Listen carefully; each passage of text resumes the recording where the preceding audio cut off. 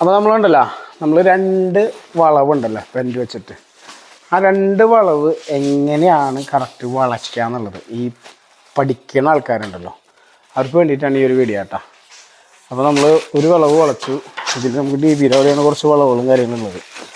അപ്പോൾ അതിൽ നിന്ന് ഇവിടെ ഒരു വളവ്, അതിൽ നിന്ന് ജസ്റ്റ് ഒരു വളവ്, രണ്ടാമത്തെ വളവ് എങ്ങനെയാണ് വളയ്ക്കേണ്ടതെന്നാണ് നമ്മൾ നോക്കണം കേട്ടോ. അപ്പോൾ നമ്മൾ ആ വളവുണ്ടല്ലോ കറക്റ്റ് ഇതിലേക്ക് വെച്ച് ഇതിൻ്റെ ഈ ബെൻഡുകളിലൊക്കെ ഉണ്ടല്ലോ, ഈ ബെൻഡുകളിലെ കറക്റ്റ് നേരെയില്ലേ ആ നേരെ കറക്റ്റ് ഇതിൽ പിടിക്കുക. ഇതിൽ പിടിച്ചിട്ട് ഇതിൽ നിന്ന് അങ്ങോട്ടും അതിൽ നിന്ന് അങ്ങോട്ടുമാണ് കറക്റ്റ് വളയ്ക്കേണ്ടത്. അങ്ങനെ വളച്ചാൽ മാത്രമാണ് 2 ബെൻഡ് കറക്റ്റായിട്ട് വളയ്ക്കാൻ പറ്റുള്ളൂ. അപ്പോൾ നമ്മൾ അതിനായിട്ട് നമുക്ക് എങ്ങനെയാണ് വളയ്ക്കേണ്ടതെന്ന് നമുക്ക് കാണിച്ചു തരും. വേഗമേഘം ആവട്ടെ, അല്ലെങ്കിൽ വീഡിയോ ഇത് അതിൻ്റെ ഉള്ളിൽ കൂടെ ഇട്ടായിരുന്നല്ല. അപ്പോൾ ഇതൊക്കെ ഞങ്ങൾ ഉണ്ടാവുള്ളൂ. അപ്പോൾ ഞാൻ കട്ട് ചെയ്യില്ല സാധനം. സമയം കുറച്ച് പോകാം, എന്നാലും കുഴപ്പമില്ല.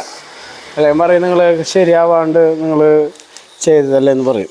അപ്പോൾ അത് ഇല്ലാണ്ടിരിക്കാൻ വേണ്ടിയിട്ടാണ് നമ്മളിങ്ങനെ ചെയ്തേട്ടാ. അപ്പോൾ നമുക്ക് നോക്കാം. നമുക്ക് ഏകദേശം ഒരളവ് കൊടുത്തിട്ട് അടിയിലൊരു മുറിക്കിട്ടാണ് ചേട്ടാ. ഞാൻ കട്ട് ചെയ്യില്ല ചേട്ടാ. ഇനിയിപ്പോൾ കട്ട് ചെയ്തിട്ട് ഇനിയൊരു രണ്ടാമത് പോയി ആദ്യത്തെ 1 ടേക്കിൽ അതിൻ്റെ ഒന്നും ആവശ്യമില്ലാത്ത കാരണമാണ് നമ്മളങ്ങനെ ചെയ്യാത്ത ചേട്ടാ.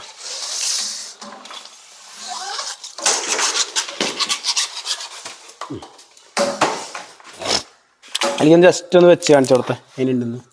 അത് അവിടെ വെച്ചു, ഇതിൽ വെച്ചു കറക്റ്റ്. അപ്പോൾ ഇങ്ങനെ ഇതിലേക്ക് കറക്റ്റ് കയറുന്നുണ്ട് കേട്ടോ. അപ്പോൾ ഇങ്ങനെ വളച്ച് കഴിഞ്ഞാൽ കറക്റ്റായിട്ട് വളയ്ക്കാൻ പറ്റും. അപ്പോൾ ഈ പഠിക്കുന്നവർ ഇതൊന്ന് ഫോളോ ചെയ്ത് കഴിഞ്ഞാൽ നിങ്ങൾക്കും അടിപൊളിയായിട്ട് വളയ്ക്കാം. ഓക്കെ.